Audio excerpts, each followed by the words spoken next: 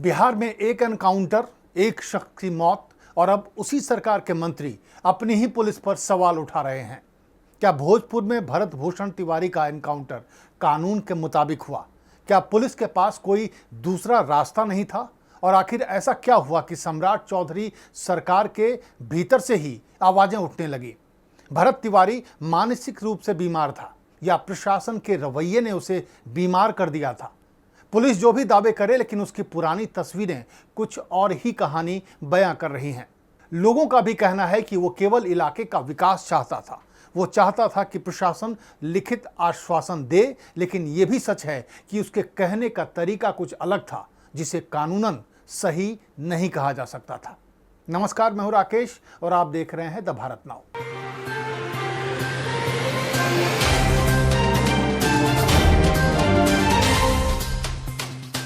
आरा के बिलौटी गांव का रहने वाला भरत तिवारी कोई दुर्दांत अपराधी नहीं था, लेकिन हथियार के साथ एक वीडियो वायरल होने के बाद पुलिस उसे समाज के लिए और कानून व्यवस्था के लिए खतरा मानने लगी थी। वहीं परिवार और उसके समर्थक उसे समाज के मुद्दों के लिए आवाज उठाने वाला युवक बताते हैं। दरअसल भरत तिवारी खुद को व्यवस्था से नाराज और बदलाव की लड़ाई लड़ने वाला व्यक्ति बताता था। उसके वीडियो को अगर देखें और परिवार के बयानों को भी सुने तो लगता है कि वो बाढ़ प्रभावित लोगों की समस्याओं, गरीबों को सहायता, पुनर्वास और प्रशासन द्वारा किए गए वादों को पूरा करने की मांग कर रहा था। बिहार सरकार जो ये कार्य कर रही है और मौजूद प्रशासन, लेकिन कार्य थोड़ा यहाँ पे और ये चाहिए कि हम लोग जो यहाँ पे बताया जा रही है लोगों को, जिनके लिए हो रहा है, तो थोड़ा और बेहतर से हो। बारिश हुआ है, कल पानी लग गया है एक दिन के बारिश में, और बाढ़ आएगा तो लमसम यहाँ हम लोग ये इतना हम लोग डूब जाएंगे। वो चाहता था कि आम लोगों की समस्याओं पर सरकार और प्रशासन गंभीरता से काम करे। अगर भरत तिवारी की पुरानी तस्वीरों को देखें तो उसका अलग ही रूप सामने आता है। अलग अलग अधिकारियों के साथ उसकी तस्वीरें हैं, जिसमें कहीं वो सरकार को ज्ञापन सौंप रहा है या कोई मांग पत्र दे रहा है या फिर किसी को पौधे भेंट कर रहा है।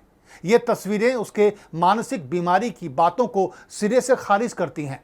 वो बिल्कुल सामान्य सा दिखने वाला आम इंसान लग रहा है। हो सकता है समाज को बेहतर बनाने की जिद, अधिकारियों का लापरवाह रवैया और सरकार की वादा खिलाफी से उसकी मानसिक हालत बिगड़ गई हो, लेकिन इसके बावजूद उसने किसी को नुकसान नहीं पहुंचाया। वैसे भी सरकार, प्रशासन और सिस्टम से अगर कोई सवाल करे या उनसे बेहतरी की उम्मीद रखे तो आमतौर पर उसे पागलपन ही कहा जाता है। और शायद भरत भी इसी का शिकार हो गया।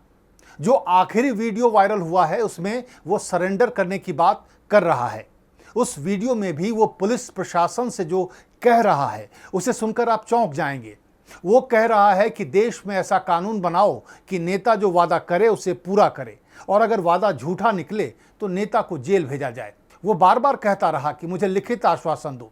इसके बाद जब प्रशासन ने कहा कि उसकी मांगों पर विचार किया जाएगा, लेकिन पहले उसे हथियार फेंकना होगा, यह सुनकर भरत ने हथियार को जमीन पर फेंककर सरेंडर कर दिया, लेकिन उसके बाद उसे गोली मार दी गई। हथियार इनको दे दिया गया और सामना देख रहा है यहीं से, तो चलिए हथियार रख दिया जाता है, लीजिए। कई लोग कह रहे थे कि उसका हाफ एनकाउंटर करना चाहिए था। पुलिस भी यही कह रही है कि हाफ एनकाउंटर किया जा रहा था, लेकिन गोली पैर के बजाय पेट में लग गई और इलाज के दौरान उसने दम तोड़ दिया। इसमें कोई दो राय नहीं कि प्रशासन से बात करने का भूषण का तरीका बिल्कुल गलत था। लोकतंत्र में हथियार दिखाकर अपनी मांगों को नहीं मनवाया जा सकता। हथियार उठाना गैर कानूनी है, लेकिन हथियार उठाने के लिए मजबूर किसने किया? पुलिस, प्रशासन और झूठे वादे, किसी को भी जिम्मेवार ठहराया जा सकता है। जाहिर तौर पर उसका मानसिक संतुलन ठीक नहीं था, लेकिन क्या ऐसे लोगों को मार दिया जाना चाहिए? क्या मानसिक तौर पर बीमार लोगों को इलाज नहीं मिलना चाहिए? क्या भरत को समझाकर मनाया नहीं जा सकता था? देश की जनता वर्षों से सरकार के झूठे वादे सुन रही है। भरत से भी एक बार और झूठे वादे करके उससे हथियार लिया जा सकता था। झूठ बोलकर, झूठे वादे करके उसे मनाया जा सकता था। वो झूठ जो सरकारें हर बार बोलती हैं, वो वादे जो सरकारें कभी पूरा नहीं करती हैं। एनकाउंटर के आरोप में घिरने के बाद पुलिस का रटा रटाया जवाब है। पुलिस का कहना है कि आरोपी को पकड़ने गई टीम पर हमला हुआ, पुलिस पर फायरिंग की गई, जवाबी कार्रवाई में भरत तिवारी मारा गया। लेकिन परिवार का आरोप बिल्कुल अलग है। उनका कहना है कि पुलिस ने जरूरत से ज्यादा बल प्रयोग किया और पूरे ऑपरेशन को गलत तरीके से अंजाम दिया। यही वजह है कि मामला सिर्फ एक पुलिस कार्रवाई तक सीमित नहीं रहा, बल्कि राजनीतिक विवाद बन गया है। सबसे बड़ा सवाल यह है कि क्या एनकाउंटर को टाला जा सकता था? यही सवाल अब बीजेपी के मंत्री भी पूछ रहे हैं। बिहार के डिप्टी सीएम विजय कुमार सिन्हा ने इस घटना को दुखद और दुर्भाग्यपूर्ण बताया।